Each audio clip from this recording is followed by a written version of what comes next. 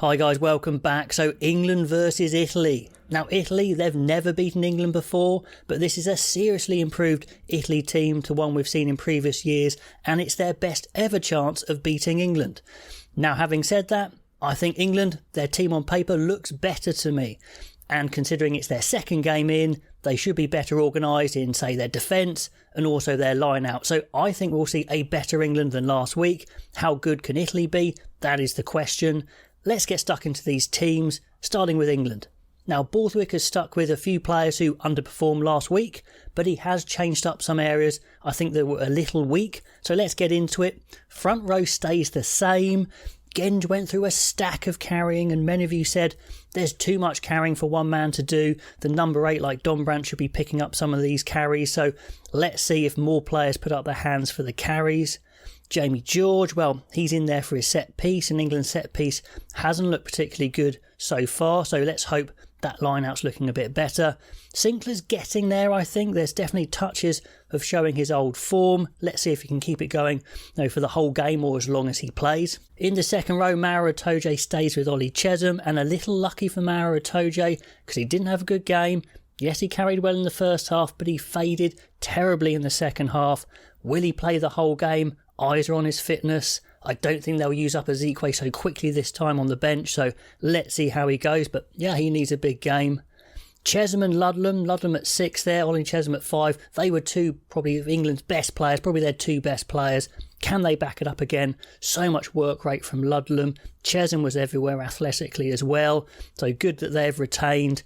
And then the big change in the pack, well, the only change in the starting pack, is Jack Willis in at 7. Great player, lots of dog, definitely a test match animal, I think.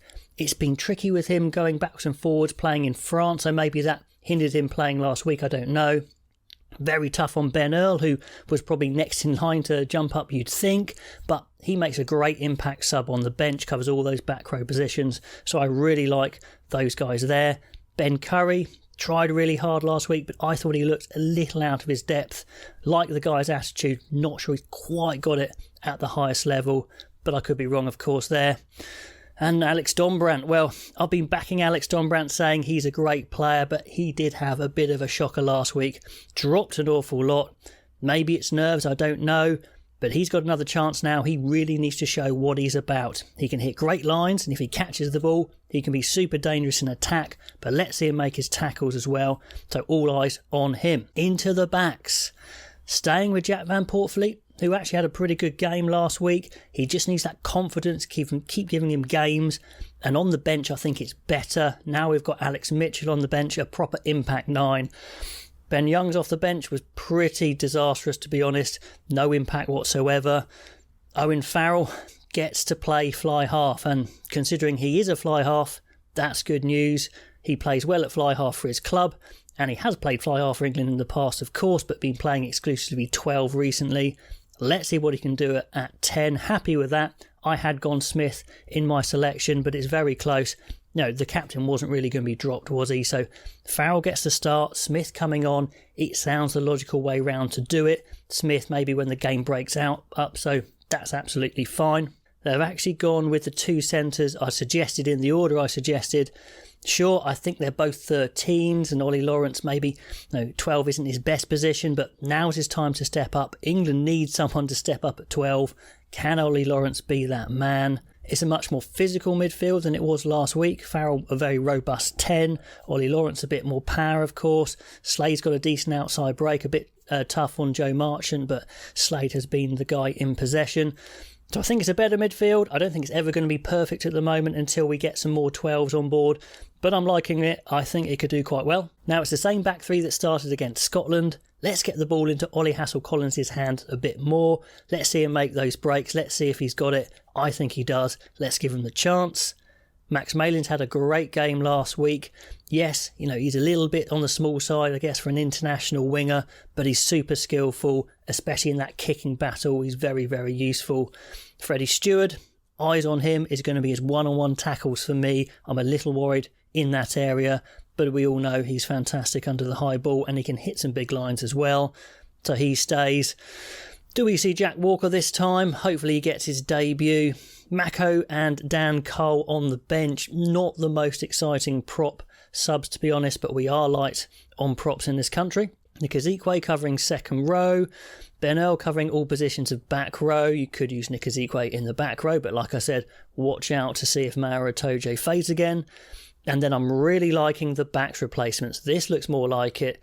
2 impact 9 and 10s. Mitchell and Smith could really cause havoc if Italy tire towards the end. And then finally we welcome back Henry Arundel, the guy with the express pace that England really need. He's a replacement wing and probably fullback with Farrell covering centre. Really excited to see Arundel come on. Hopefully he'll get a start as well some point in this Six Nations. Now on to Italy, and they played really well last week, so only a couple of changes. That's unsurprising, and I think the changes strengthened them. Pellegrini is back on the bench. Is he the player he once was after his terrible knee injury? I'm not so sure, but we'll have a look. Starting from the back, we've got Ange Capuozzo, of course, their wonder kid. Amazing try last week. Just cannot take your eyes off him. A slight strengthening, I think, on the wing with Padovani in for Bruno. Now, we don't talk about Bruno, but let's say he did make a few mistakes last week against France. The centres I really like, Morosi and Brex. Brex is an absolute brick. Really good centre, someone that England would absolutely love to have. The halfbacks I'm not quite so sure of.